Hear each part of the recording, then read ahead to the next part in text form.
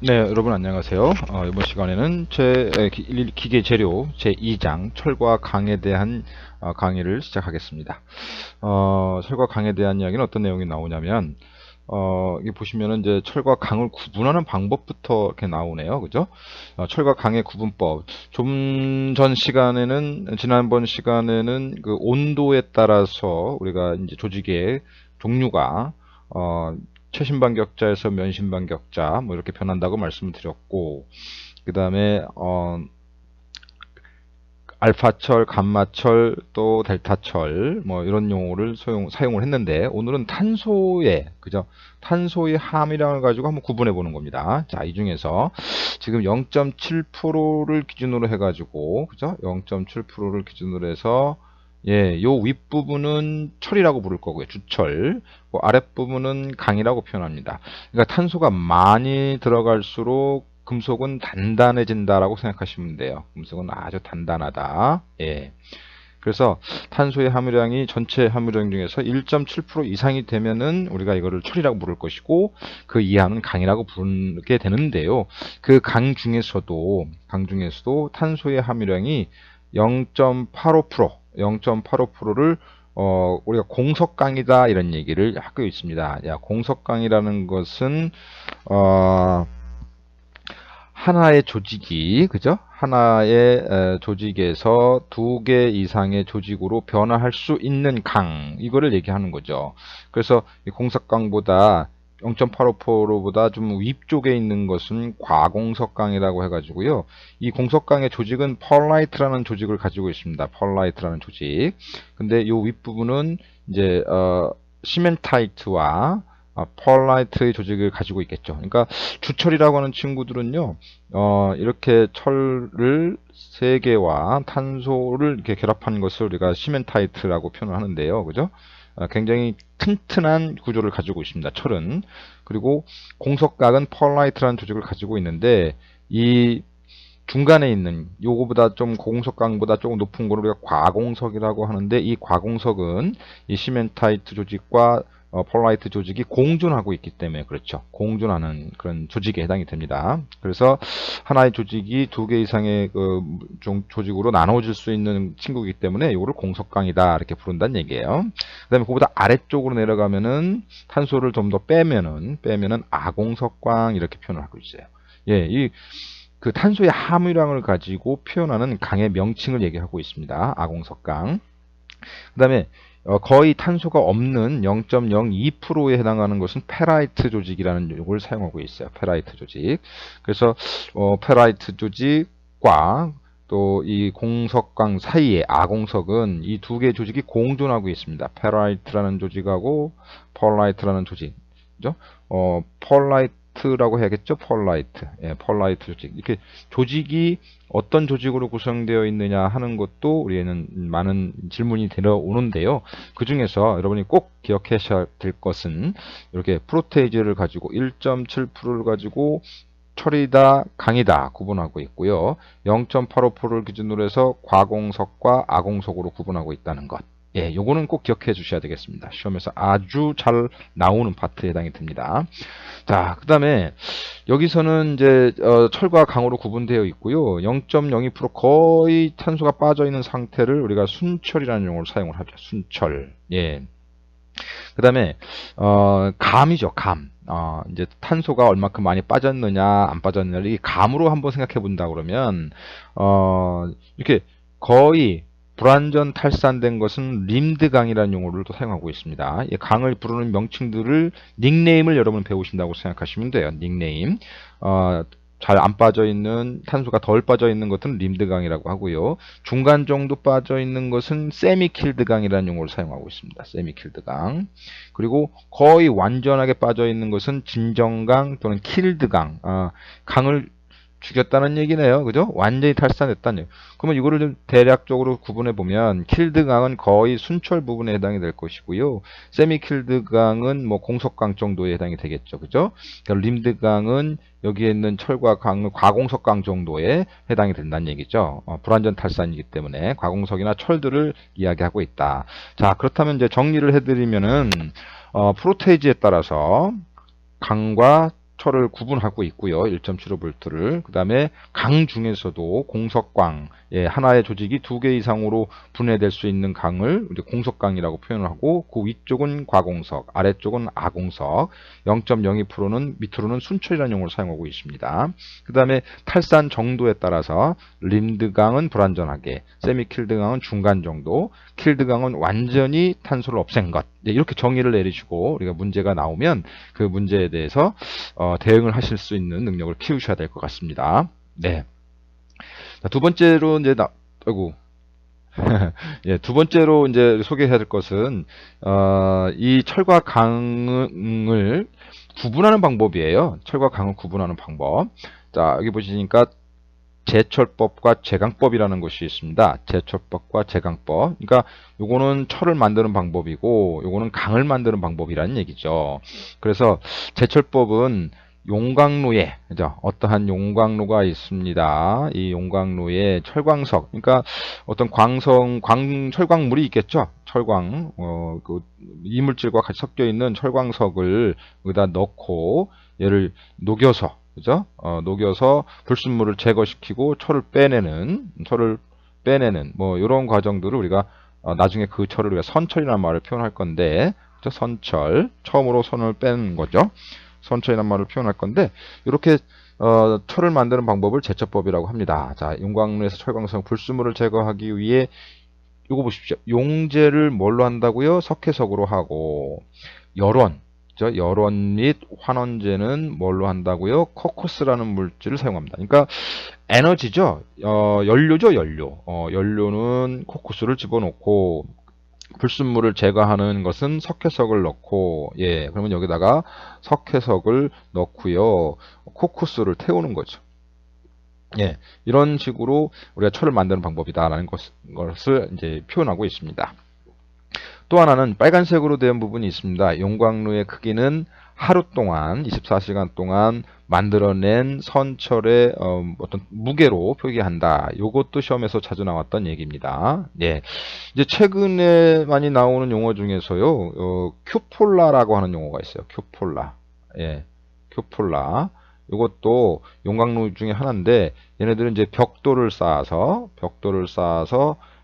내화재로서 벽돌을 쌓아서 어떤 그 용광로를 만드는 것. 큐폴라라고 하는 것들은 대부분 보니까 이 돔형이더라고요. 돔. 우리가 사우나에 가면은 사우나에 그 가마 있죠. 가마. 따뜻하게 사우나 하는 가마. 그 가마 안을 보게 되면 돔처럼 이렇게 벽돌로 쌓아 올리는 이런 모양이 있습니다. 그런 모양처럼 벽돌로 만들었다 해가지고 그거를 큐폴라라는 용어를 사용하는데 자주 나왔어요. 2015년도, 16년도, 그 다음에 2017년도 문제에도 이게 한 2번씩 문제가 나왔습니다. 큐폴라가 뭐냐? 그러면서 벽돌이라는 용어를 사용하고 있어요. 벽돌. 예. 이렇게 해서 제철법이라는 용어를 사용해 봤고요. 제강법이 있습니다. 제강법. 이제 제강법은 이 철에서, 이 선철에서 탄소의 그 프로테이지를 제거시키는 방법이죠. 제거. 그러면 이 선철이 1.75%를 기준으로 해가지고 이제 강으로 변하는데 그때 사용하는 것을 이제 제공법이라고 합니다. 자, 선철의 불순물 원소를 산화 제거하는 산화 정령 과정을 통해서 가단성이 없고 인성이 없는 선철을, 가단성이라는 것은 두들겨서 모양을 만드는 것이고요. 인성이라는 것은 질긴 성질이죠. 이러한 성질이 없는 아주 그 탄소가 많이 들어있는 친구들, 이런 친구들을 탄소를 제거시켜서, 네, 탄소를 제거시켜서 가단성과 인성을 증대시키는 방법을 얘기합니다. 이렇게 얘기하고 있고요. 이 용광로의 크기는 24시간이 아니에요. 제강법에서는 한 번 용해할 수 있는 샘물의 무게로 표시한다. 이렇게 얘기를 하고 있죠. 그죠? 이것도 시험에서 많이 출제되었던 부분이라서 한번 적어봤습니다. 자, 여기서 제강법에는 전로제강법, 그 다음에 평로제강법, 전기로제강법, 도가니제공법이 있는데 이 제강법을 만드는 방법이 하나, 둘, 셋, 네 개씩이나 있다 보니까 이 중에서 시험 문제를 골라낸다는 얘기죠. 많이 나왔던 부분에 해당이 되죠. 자, 이번에는 이 제강법이 전로제강법, 평로제강법, 전기로, 도가니 방법이 어떤 방법을 통해서 우리가 탄소를 제거시키는 방법인지 그 방법에 대한 이야기를 여러분하고 같이 나눠보겠습니다. 네.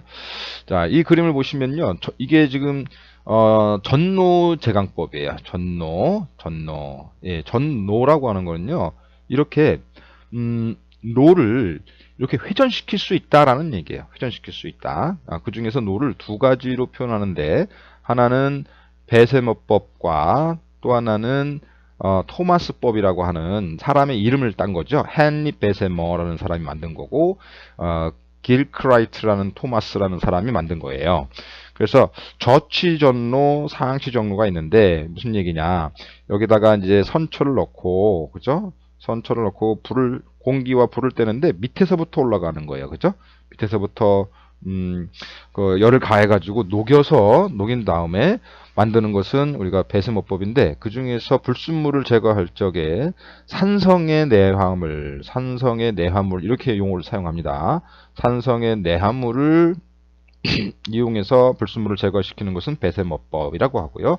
토마스는 알카리성 내화물, 이거 구분하는 방법입니다. 내화물을 이용을 해서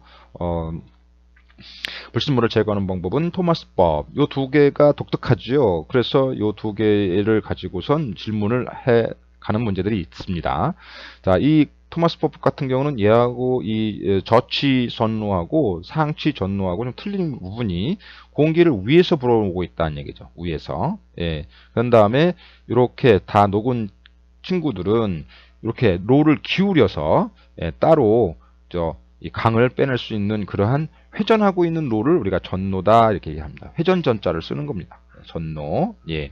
그러다 보니까 이거는 이제 많은 양의 어떤 그 강을 생산하는 것은 아니고 아주 이렇게 편리하게 아주 쉽게 작업하기 편하게, 그죠? 작업하기 편하게 만드는 로인데 그 양은 적을 수 있죠. 하지만 이 로고 편리하면서도 좀 약간은 위험성이 있겠습니다. 그죠? 예, 여기는 센 물을 내리다 보면 뭐 위험한 상황들이 벌어지지 않겠습니까? 예, 이런 특징을 가지고 있는데 여기서 다시 한번 정리를 해드리면 전노제강법은 회전하는 거다. 로가 회전한다. 그 안에는 배서모법과 토마스법이 있다. 배서모법은 산성 내화물이고 토마스법은 알카리성 내화물을 이용한다. 예, 여기까지만 기억하시면 되겠습니다. 예, 이런 로의 종류를 한번 살펴봤고요. 두 번째, 전기로가 있어요. 예, 전기로는 말 그대로 전기의 아크를 이용을 해서 만든 건데 지금 여기서 이제 발전기에서 전기를 만들어 가지고 강력한 스파크를 내면서 여기에 있는 선처를 녹여 가지고 우리가 강으로 만들어내는 이런 방법을 얘기하고 있습니다. 그래서 한번 용해하는데 1톤에서 70톤까지 여러 가지 70톤까지 뽑아낼 수 있는 로라고 얘기하고 있네요. 전기로는 아크열을 이용한 거다. 이 정도 특성만 이해하시면 됩니다. 도가니로가 있습니다. 이 도가니라고 하는 개념은요, 갇혀 있다라는 거죠. 갇혀 있다 이렇게 쓰나요? 갇혀 있다. 예. 자, 이게 지금 도가니인데요. 여기에 보시면은 이 안에 이제 어떤 금속들을 집어넣고 이 금속에 열을 바로 가하는 것이 아니라 이 도가니를 통해서 도가니 외부를 열을 가하면 그 내부에 있는 금속들이 녹아서 움직이는 발생되는 이런 것들을 얘기하는 거예요. 그래서 좀 전에 보셨던 것과 비교를 해보면 자 전노제강법이나 전노제강법도 마찬가지로 열을 그대로 이 철광석에다가 열을 그대로 공급하지 않습니까? 전기로도 마찬가지로 이 아크열을 이 철광석에다가 그대로 이제 열을 가하게 되는데 도가니로는 직접 닿는 게 아니라 한번 걸쳐서 벽을 만들어서 단다는 얘기죠. 그래서 이 안에 들어있는 물질들은 용융점이 그죠? 용융점이겠죠. 용융점이 굉장히 낮은 이런 금속들을 할 적에는 요 도가니법이 좋다는 얘기예요. 왜냐하면 너무 낮은 것을 직접 불을 갖다 대면은 이게 증기가 돼서 날아가 버릴 수 있기 때문에 그런 용융점이 낮은 친구들은 도가니법을 이용한다 이렇게 보시면 되겠죠. 그래서 보통 이 도가니법은 비금속이죠. 비철금속 예를 든다면 뭐가 있나요? 뭐 금, 뭐 은, 뭐 납, 뭐 구리, 뭐 이런 것들이 있겠죠, 그죠? 그래서 비철 금속을 이제 제거 만들 적에는 우리가 도가니를 사용한다, 이런 특징을 알고 계시면 좋겠습니다. 그다음에 마지막으로 평로가 있습니다. 이 평로의 특징은요, 굉장히 거대한 로라고 볼 수가 있어요. 거대한 로. 25톤에서 400톤까지 녹일 수 있는데 온도도 1700, 1800도까지 올라간다고 하는데요. 지금 여기에다가 이제 열을 가야 되는데 연료가 들어갑니다. 연료, 가스나 또는 중유를 이용한다고 그랬고요. 반대편에는 공기를 넣는 거죠. 근데 이제 이 가스 연료가 올라가면서 1차 예열을 시키는 거예요. 1차 예열. 여기도 1차의 예열을 시키는 거예요. 예열을 시켜서 이렇게 공기도 집어넣고 이렇게 연료도 집어넣고 그러면 여기서 만나서 이제 연소가 되는 이런 과정을 가지고 있는 것, 그것을 우리가 이제 평로제감법이라고 하는데요. 노가 어마어마하게 크니까 얘는 회전시킬 수도 없잖아요, 그죠? 평평한 곳에다가 만들어서 하는 건데, 재밌는 것은 이 축열실을 가지고 있다라는 거예요. 축열실, 열을 예열시킨 그 축열실을 가지고 있다. 그래서 이 노를 설명할 적에는 반드시 무슨 용어가 나오냐면 축열실이 있다, 뭐 이런 얘기가 나옵니다. 그러면 얘네들은 평로를 가리키는 것이라고 보시면 됩니다. 로에 대한 구분법이에요. 제철법과 제강법 중에서도 제강법에 대한 로의 종류를 전로제강법, 전로제강법, 전기로제강법, 도가니제강법, 평로제강법, 이런 거를 구분해 봐라 하는 얘기죠. 네, 이렇게 해서 한번 로에 대한 얘기를 정리해 봤고요. 이번에 이제 주철이라는 곳을 한번 가봅시다. 주철. 네. 우리가 이 주철의 어떤 함유량을 보면은요, 주철이라고 하는 것은 아까 얼마라고 했냐면 탄소의 함유량으로 기준을 해가지고 1.7%, 1.7%, 요 밑에를 기준으로 해서 위에는 주철이라고 표현하고 있고 밑에는 강이라고 표현하는데, 이 주철에 대한 이야기입니다. 자, 주철 조직인데요. 주철 중에 일부분이 탄소가 유리되어 흑연으로 존재한다, 이런 얘기예요. 그러면 탄소가 유리됐다는 얘기는 뭘까요? 흑연이라는 건 또 뭘까요? 이렇게 탄소가 있는데, 그죠? 탄소가 있는데 이 탄소들이 어떤 철과 같이 이렇게 화합이 돼서, 아까 요거를 제가 시멘타이트라고 한번 부른 적이 있죠? 시멘타이트. 이렇게 화합을 해야 되는데, 화학적으로 결합을 해야 되는데 이 탄소들이 결합하지 못하고 혼자서 떨어져 나와 있다라는 얘기죠. 그거를 우리가 유리됐다는 얘기를 하고, 그런 탄소를 흑연이라는 말을 붙입니다. 이제 탄소 혼자 외톨이가 된 거죠. 뭐 왕따당한 겁니다. 왕따. 이거를 우리는 흑연이라는 말을 붙이고 있고요. 존재하고, 또 다른 일부분은 시멘타이트의 화합 상태로 존재한다, 이렇게 나오고 있고요. 주철의 전체 탄소량은 흑연과 탄소의 함유량으로 합한 양으로 표시된다, 이렇게 됐는데, 아무튼 여기서 우리는 흑연이라는 용어와 유리됐다는 용어, 그 다음에 탄소하고 철하고 잘 화합된 것을 우리가 시멘타이트라는 용어를 사용하고 있다는 거, 여기에 이제 관심을 가지고 요걸 기준으로 해서 뭐 철의 종류를 또 나누고 있습니다. 자, 두 번째 보니까 그런 얘기가 나오는데요. 주철의 파단면의 색깔 또는 흑연의 화합 상태에 따라서 우리가 회주철이라고 하는 친구와 백주철이라는 친구로 나눠지고 있습니다. 이렇게 이제 표현하고 있습니다. 네. 그래서 이 회주철을 보니까요, 뭐 그레이 캐스팅 아이온이라고 하다 보니까 탄소의 일부가 유리돼서 흑연화되어 가지고 파면이 약간 시커멓지는 않고 한색과 시커먼 것의 중간 색깔, 희색으로 나타난 것을 얘기한다, 이렇게 얘기를 하고 있어요. 그러니까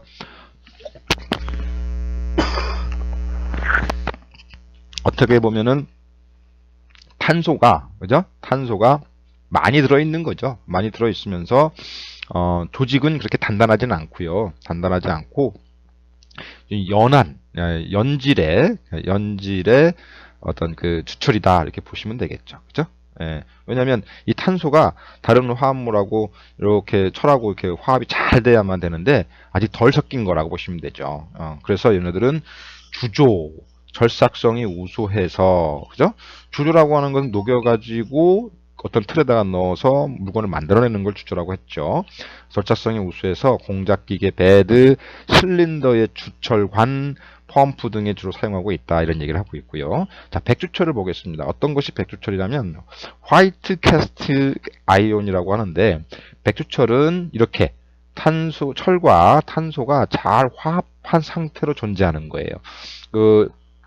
물론 이제 우리가 이제 탄소가 있고요. 주철에는 탄소가 있고, 그 다음에 이렇게 시멘타이트 형태로 화합 조직이 있는데, 이 탄소가 많이 유리되어 있는 것들은 우리가 이제 회조철이라는 말로 표시를 할 것이고, 여기 그 화합물 시멘타이트가 더 많이 들어있는 것들은 백주철이라는 용어를 구분하고 있다는 얘기입니다. 예. 그래서 파단면이 얘는 백색이고요. 그 다음에 경도 및 내마모성이 커서 아변기에, 롤러, 철도에, 차륜, 브레이크겠죠? 브레이크 등에 주로 사용한다라는 얘기입니다. 그러니까 우리가 브레이크 드럼이라든지 디스크라든지 이런 것들은 우리가 백주철로 만들고 있다라는 얘기고요. 그래서 이제 이 친구들은 금속이 회주철보다는 훨씬 더 단단하다 이렇게 보시면 되고 있습니다. 자, 조직으로 봤더니요.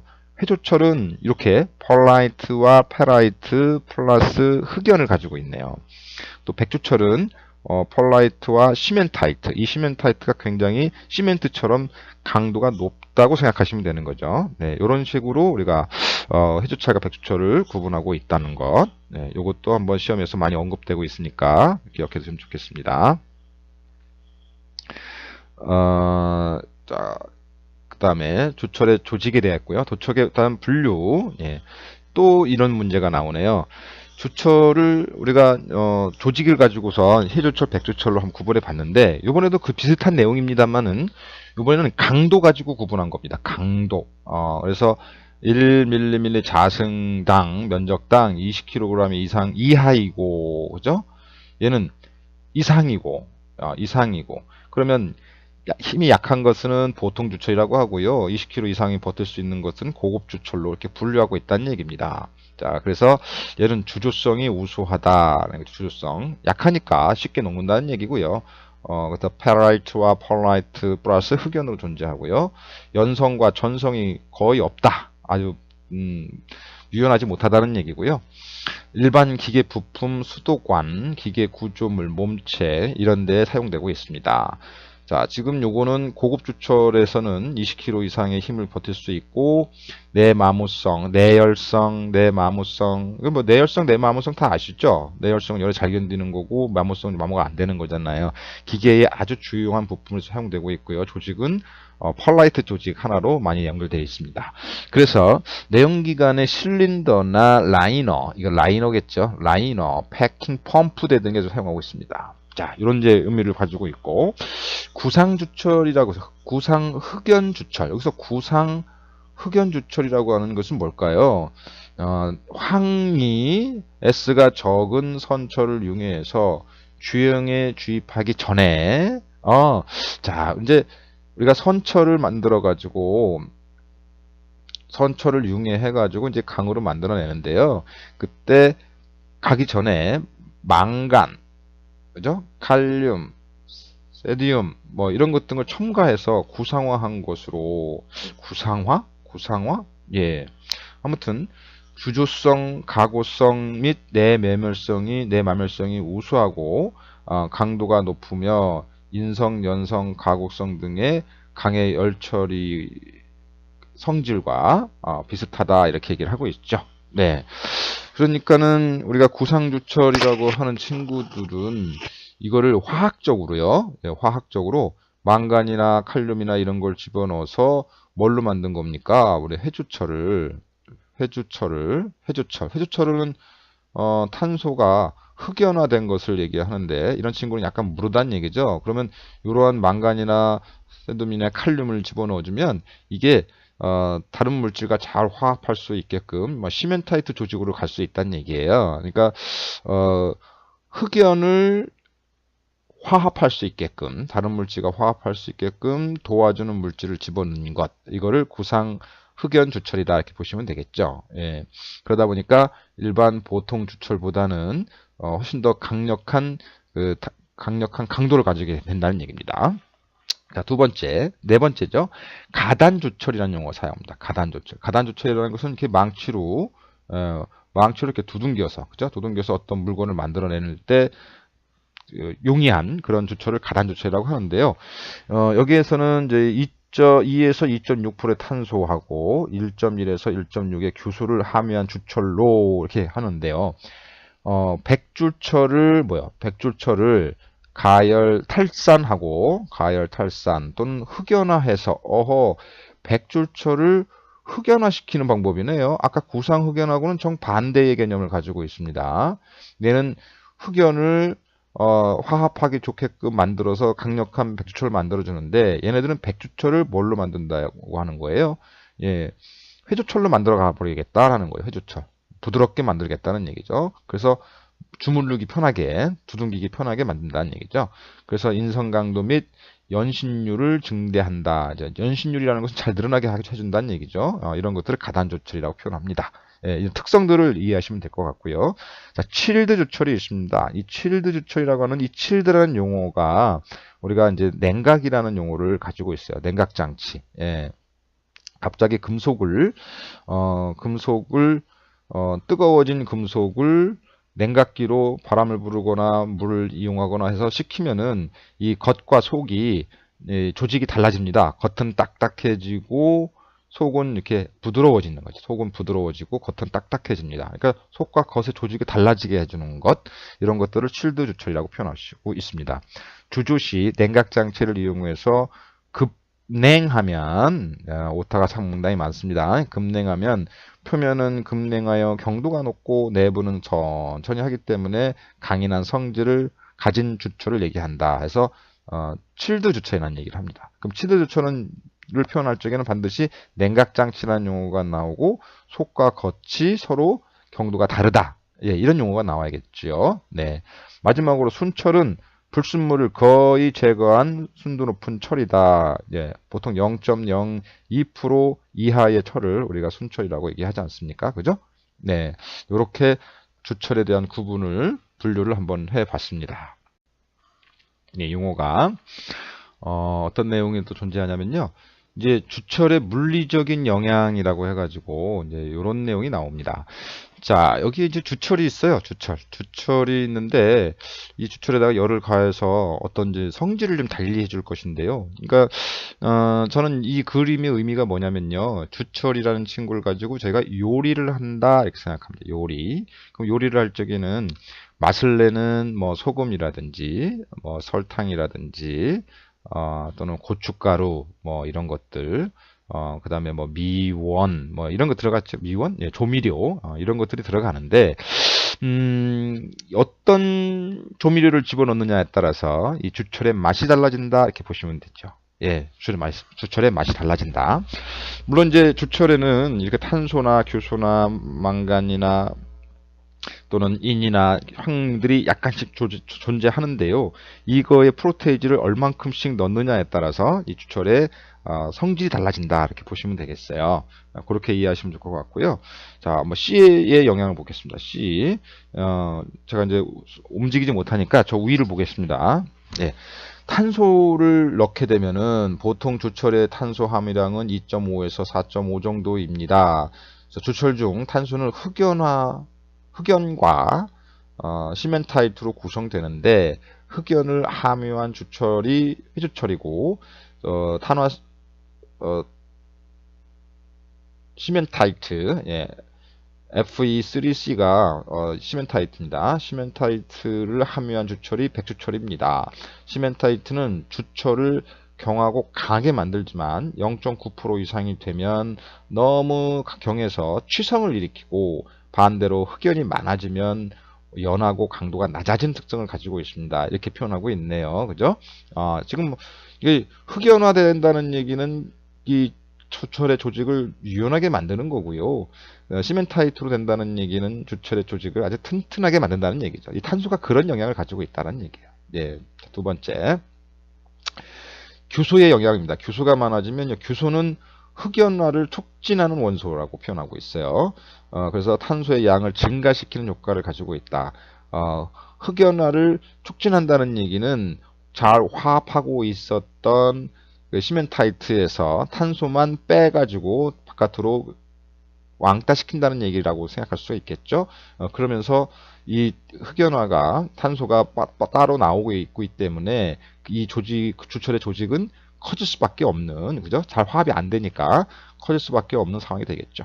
자, 냉각 속도가 빠르거나 규소의 양이 많아지면 레드블라이트가 정출되지 않아서 흑연화되어 공정상 흑연이 회주철화된다 이런 얘기입니다. 그 다음에 금속은 응고하면 부피가 수축하지만 흑연이 많아지면 오히려 부피가 팽창하는 성질을 가지고 있고요. 규소를 첨가하면 수축이 적어서 주율성이 좋아지고, 즉 연신율과 충격값이 감소하고요. 예, 결정 입자가 커진다 이런 얘기예요. 예, 그 부드러움은 없어지고요. 결정 입자가 커지고 딱딱해지고 뭐 이런 성질을 가지고 있네요. 예, 지금 글을 내용의 글을 좀 읽고 있는 중입니다. 예, 제가 이제 이 마우스를 움직이면 사라지게끔 만들어놔서 글로 읽고 있습니다. 이런 부분들은 여러분이 책에 있으니까 같이 한번 활용해 주시면 되겠습니다. 자, 망간의 영향을 읽어드리겠습니다.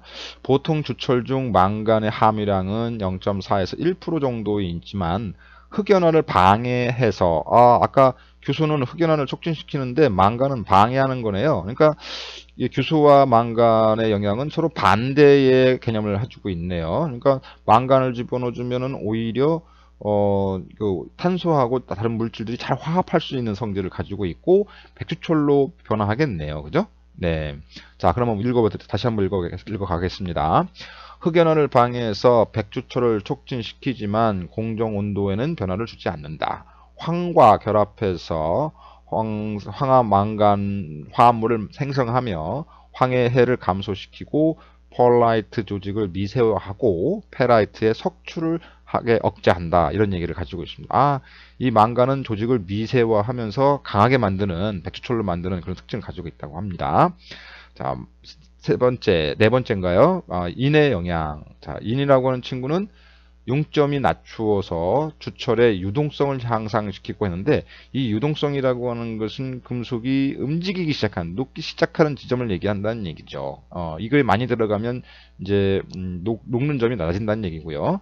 또 시멘타이트가 생성이 많아져서 경하고 취성이 발생하게 됩니다. 예, 이는 취성인데 무슨 취성이죠? 냉간 취성을 일으키는 원인이라고, 우리가 취성에서 적열취성, 청열취성, 냉간취성 얘기했죠. 그 중에서 적열취성, 이는 냉간취성의 원인이 되는 걸로 우리가 보고 있지 않습니까? 그래서 철과 결합을 해서 결정 입자를 거칠게 만들고 상온취성 또는 냉간취성을 유발하고 연성을 감소시킨다, 이렇게 표현하고 있습니다. 네, 마지막으로 황입니다. 황은 주철 중 망간 양이 적을 경우 황과 철의 화합물인 황화철이 되어서 백주철을 촉진하고 흑연화를 방해한. 그러면 흑연화를 방해하는 건 망간하고 황이네요. 망간하고 황. 그럼 흑연화를 촉진시켜주는 것은 규소와 인이 그런 역할을 해주는 거고요. 그죠? 예, 이렇게 어떤 물질을 집어넣느냐에 따라서 이 주철을 어떤 성질을 가지고 있는 주철을 만들 것이냐, 이것을 이제 이 5대 원소라고 얘기합니다. 주철에 영향을 주는 5대 원소. 그래서 이는 친구는 고온취성을 일으키고요. 적열취성, 가장 유해한 요소이고 인장 강도, 연신율, 이런 충격값이 감소되는 이런 영향이죠. 예, 이런 내용들을 우리가 뭐 다 암기할 수는 없잖아요. 그죠? 또 처음 들으시는 분들도 계실 것이고. 하지만 이러한 철에 대한 어떤 구분을 우리는 이런 식으로 하고 있다는 거. 그래서 한 번은 들어보셨다는 거. 그죠? 이걸 가지고 이제 문제를 통해서 대응해 나가시면 됩니다. 예. 아마 교재에 나와 있는 내용들이 있으니까 교재에 나와 있는 내용들을 한번 살펴보시면서 이 그림과 비교해 가지고 이미지화 시켜서 본인 걸로 만들어 가셨으면 좋겠습니다. 네. 자, 그 다음에 이제 특수조철이라고 하는 것이 있는데요. 네.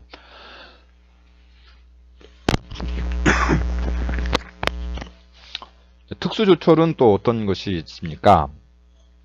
이번에는 우리가 주철에다가는 우리가 탄소라든지 교소라든지 망간이라든지 또는 이제 인이라든지 또 황이라든지 이런 거를 집어넣어서 금속의 어떤 조직들을 강하고 강하게 만들었는데 이번에는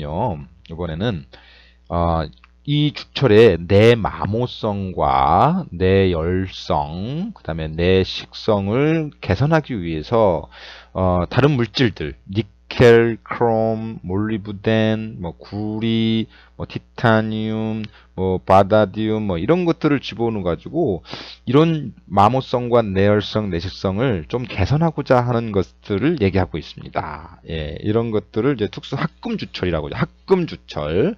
합금이라고 하는 것은 철과 철 위에 다른 물질과 섞어주는 거죠. 그래서 더욱더 강력한 금속을 만들기 위해서 우리가 두 개 이상의 원소를 섞는 것을 우리가 합금이라고 하지 않습니까? 자, 니켈을 섞으면 어떨까요? 주철에다가 니켈을 섞으면 예, 내열성과 내산성이 더 좋아진다. 그리고 또 크롬을 집어넣으면 내열성 좋아지고요, 내식성 좋아지고요. 그 다음에 몰리브덴을 집어넣으면 강도나 내마모성이 좋아지고요. 내마모성이 몰리브덴이 많이 집어넣네요. 그 다음에 구리를 집어넣었더니 내식성, 내마모성이 좋아지고 티타늄은 강도가 증가하고 비다디움은 조직을 미세화시킬 수 있고 이런 특성을 가지고 있고 그 다음에 여기 보니까 흑연화 촉진이라는 것이요. 흑연화 촉진. 예. 그래서 니켈이나 티타늄은 흑연화를 촉진시켜 가지고 주철을 좀 무르게 만드는 그런 상황이 발생할 수가 있습니다. 그죠? 그리고 흑연화 방지, 예, 강력 방지, 뭐 바다뇽이라든지 몰리브덴이라든지 크롬이라든지 것들은 방지를 해서 이 합금을 더 튼튼하게 만든다는 얘기죠. 여기는 이제 합금 주철을 얘기하는 거예요. 합금 주철. 자, 합금 주철 적에는 예, 금속을 부드럽게 만드는 합금 주철의 금속을 부드럽게 만들어주는 것은 니켈이나 자, 여기는 니켈이나 또는 구리들이 그런 역할을 해주고요. 촉진이니까 얘네 티타늄 예, 요걸 해주고 나머지들은 아주 강력한 주철 합금으로 만들 수 있는 그런 합금에 해당이 된다는 얘기죠. 예, 이런 내용들도 한번 기억해주시면 좋겠습니다. 네. 자, 그 다음에는요, 합금강이 있는데, 이 합금강은, 한번 쭉 읽는 암기 과목이니까 한번 읽고 넘어가겠습니다. 탄소강의 합금이라는 건 뭘까?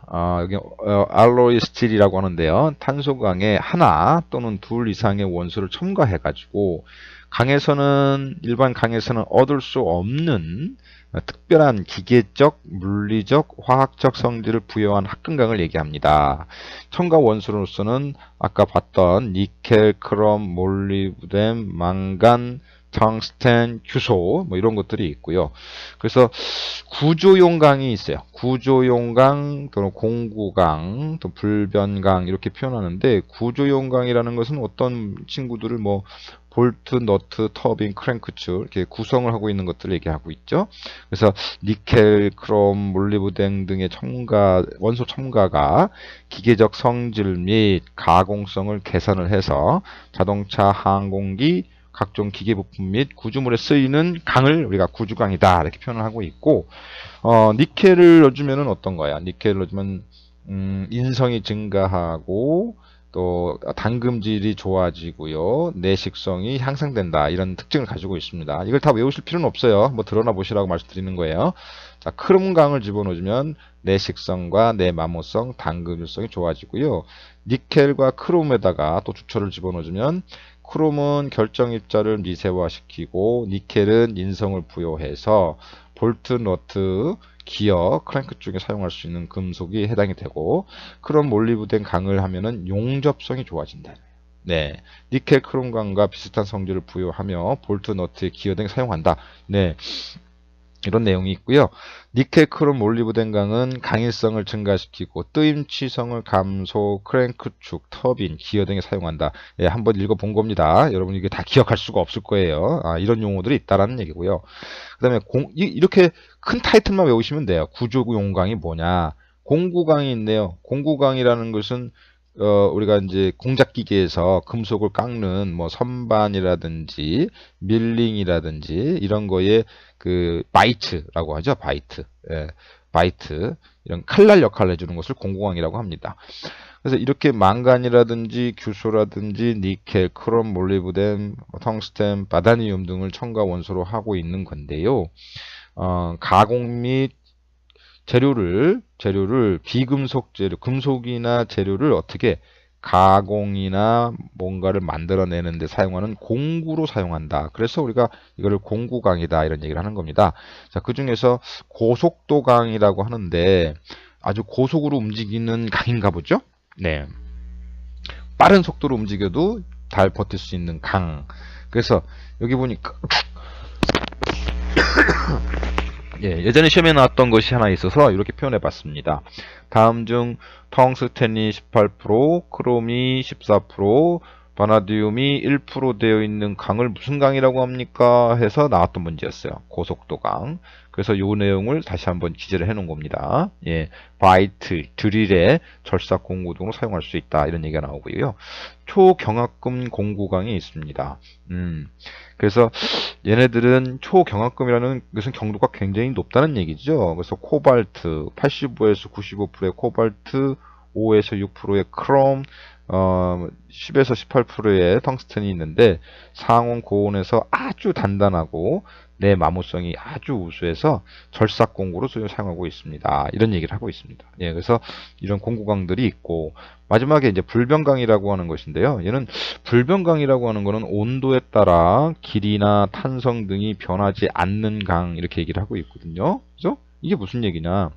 얘네들은 온도에 따라서 어떤 금속의 길이가 늘어나지 않는다는 얘기예요. 그래서 인바강, 엘림바, 슈퍼인바 이렇게 세 가지가 있는데 예, 이 불변강은 온도에 따라서 이 평창 계수가 별로 안 나오는 거기 때문에 이 정확한 그 시계를 만들려면은 이 표준자 또는 시계, 진자 등에 사용한다 이런 얘기를 하고 있고요.